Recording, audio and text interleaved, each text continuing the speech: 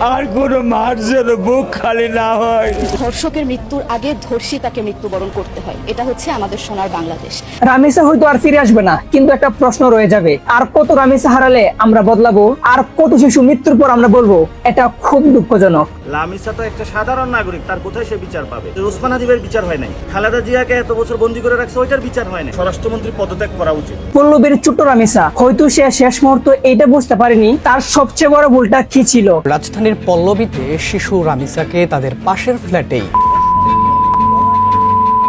সে হয়তো ভেবেছিল নিজের আশেপাশের মানুষগুলো নিরাপদ, পরিচিত চেহারাগুলো নিরাপদ, পাশের ফ্ল্যাটের মানুষগুলো নিরাপদ, কারণ শিশু তো পৃথিবীকে সন্দেহ করতে শিখে নাই। কিন্তু ঢাকা শহর এমন একটা জায়গায় পরিণত হয়েছে যেখানে মৃত্যুর জন্য অচেনা কেউ দরকার হয় না, কারণ কখনো কখনো পরিচিত মানুষই হয়ে ওঠে সবচেয়ে বড় ভয়। ঢাকা শহর হাজার হাজার মানুষের শহর, লাখো ফ্ল্যাট, কোটি কোটি ব্যস্ততা, কিন্তু এই শহরের মানুষ একসাথে তাকে ঠিকই, তবে একে অপরের জীবনের সাথে তাদের কোনো বাস্তব সংযোগ নেই। বছর পর বছর পাশের ফ্ল্যাটে কে থাকে, তার নাম কি, সে কি করে, আর তার মানসিক অবস্থা কেমন, এইসব জানার প্রয়োজন কারো দরকার হয় না। আজ সম্পর্কের চেয়ে দরজার লক সবচেয়ে বেশি গুরুত্বপূর্ণ। মানুষের চেয়ে সিসিটিভি ফুটেজেও আমাদের নির্ভরযোগ্য, আর বিশ্বাসের চেয়ে দেয়াল বেশি নিরাপদ। রামিসা শুধু একটা শিশু না, সে একটা প্রতীক। এটা এই সমাজের ব্যর্থতার প্রতীক, একটা শহরের অসুস্থতা মানুষের প্রতিচ্ছবি। আমরা প্রতিদিন খবর দেখি কোথাও শিশু নির্যাতন, কোথাও হত্যা, কোথাও নিখোঁজ, কিন্তু এখন এইসব দেখার পরেও মানুষ আগের মতো অবাক হয় না। কয়েক মিনিটের সুখ, একটা ফেসবুক পোস্ট, একটা হ্যাশট্যাগ, তারপর আবার স্ক্রল। ট্র্যাজেডি এখন কন্টেন্ট হয়ে গেছে। কোথাও হত্যাকাণ্ড হইলে, কোথাও নির্যাতন হইলে সেটা শুধু আমাদের মুখে কিংবা আমাদের ফেসবুক পর্যন্ত স্টপ। মানুষের বিবেক এখন অ্যালগরিদমের পিছে পড়ে গেছে। আজকে আমরা বাংলাদেশের এমন একটা সময়ে দাঁড়িয়ে বক্তব্য দিচ্ছে এখানে, যখন শিশুদেরকে ধর্ষণ করা হচ্ছে এবং বাবা বিচার চাওয়া বন্ধ করে দিয়েছে।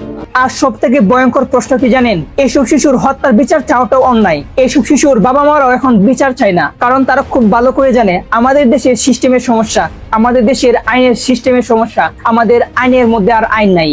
আমাদের দেশের আইন সবার জন্য না। এক কন্যা শিশুকে ধর্ষণ করে হত্যা করেছে প্রতিবেশী, কিন্তু মেয়ের বাবা সেই ধর্ষকের বিচার চায় না। আমার মেয়েও ফিরে আসবে না, আপনারা বিচার করতে পারবেন না।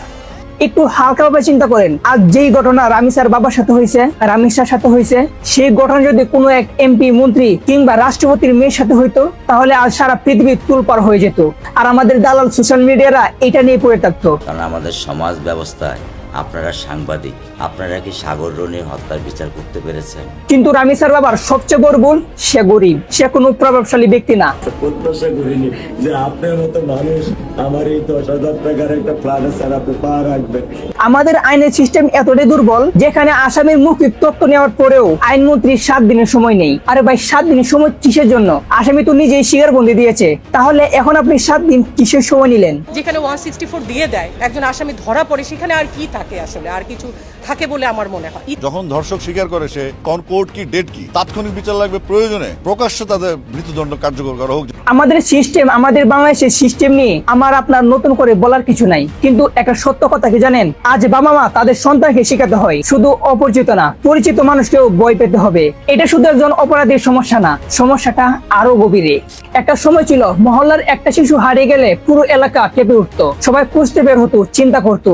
কিন্তু আজ মানুষ সর্বপ্রথম মোবাইল ফোন বের করে, আগে ভিডিও করে, তারপরে ফেসবুক পোস্ট দেয়। আমরা ধীরে ধীরে এমন একটা সমাজে অভ্যস্ত হয়ে গেছি যেখানে মানুষের মৃত্যু আর ব্যতিক্রম না, বরং সেটা এখন নিয়মিত ঘটনা। আর এটাই সবচেয়ে ভয়ঙ্কর। আজকাল মানুষের মৃত্যুর সুখও দেখায় ক্যামেরার সামনে। কেউ একটা ট্র্যাজেডি খবর শুনে 2 মিনিট আবেগ দেখায়, একটা স্ট্যাটাস দেয়, তারপরে পরিমণি কি ভিডিও আপলোড দিছে সেটা দেখতে চলে যায়।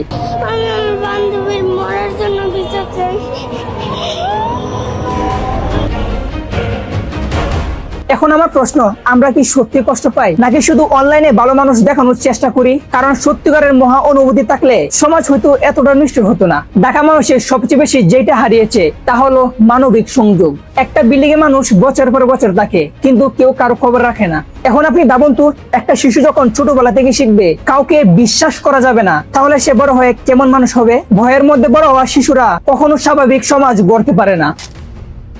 আমরা এমন একটা প্রজন্ম তৈরি করছি যারা মানুষকে নয় শুধু সন্দেহ করতে শিখে। আমরা নিজেকে আধুনিক বলি, সভ্য বলি, কিন্তু একটা সমাজের সভ্যতা বড় বড় বিল্ডিং দিয়ে মাপা হয় না। মাপা হয় এই সমাজের সবচেয়ে বড় দুর্বল মানুষটা কতটা নিরাপদ। আর যদি একটি শিশু নিরাপদ না পায়, তাহলে আমাদের সভ্যতা কাগজে কলমে সীমাবদ্ধ। রামিসা হয়তো আর ফিরে আসবে না, কিন্তু একটা প্রশ্ন রয়ে যাবে, আর কত রামিসা হারালে আমরা বদলাবো, আর কত শিশু মৃত্যুর পর আমরা বলবো এটা খুব দুঃখজনক। আমি একটা গরিব দরিদ্র সন্তানের বাবা, অসহায় এক বাবা। আমি আমার মেয়ের বিচার দেখতে পারবো, বিচারের যে শেষ পরিণতি সেটা আমি দেখতে পারবো, সেটা আমি ভাইজান জানি না। আর আমরা কতদিন ফেসবুকে স্ট্যাটাস লিখে দায়িত্বটা শেষ করব? একটা সমাজ তখনই মরে যায় যখন অন্যের কষ্ট তাকে আর নাড়া দেয় না। আজ রামিসা নেই, আগামীকাল হয়তো অন্য কেউ। যদি আমরা এখনো না জাগি, তাহলে একদিন এই শহর শুধু বিল্ডিং এ ভরা থাকবে, মানুষে না। একটা লোক র্যাপ করে তার যাকে র্যাপ করছে তার বাবা মা একটা লয়ার ধরে তার ন্যায় বিচার পাওয়ার জন্য, আর যে র্যাপ করছে সেও লয়ার ধরে তাকে খালাস করার জন্য। যদি আপনি মনে করেন এই সমাজ বদলানো দরকার, তাহলে ভিডিওটা শেয়ার করুন, কারণ সচেতনতা হয়তো একটা জীবন বাঁচাতে পারে। আর ছোট রামেসার জন্য দোয়া করবেন। তো সবাই ভালো থাকবেন, সুস্থ থাকবেন। আল্লাহ হাফেজ।